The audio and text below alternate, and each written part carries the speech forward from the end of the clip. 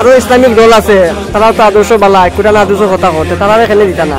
তারারে আমার মনে চাইছে না। আলিমসকল আরো বিভিন্ন দল আছে, ঠিক আছে। না না না, আলিমসকল বিভিন্ন বিভিন্ন দলের জমিয়ত মাত্রা এটা নাই আমার।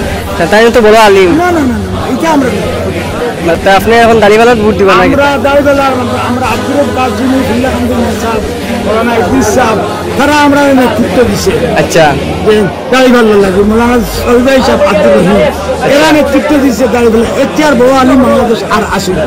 ইসলামিক দল তো আরো আছে, আমরা উবাইদুল্লাহ ফারুক সাহেবর দল আছে, এটা নোয়া দল।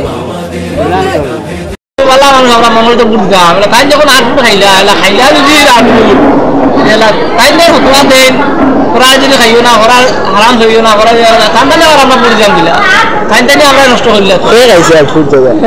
বাবিল্লাহ আলু সাহেব আলোচনা আমরা দেখলাম ভিডিও আলোচনা আটপুর জায়গা তাই নিয়ে জুড়ে খাইলা তার কারণে তো বুঝ দেওয়া যায় না।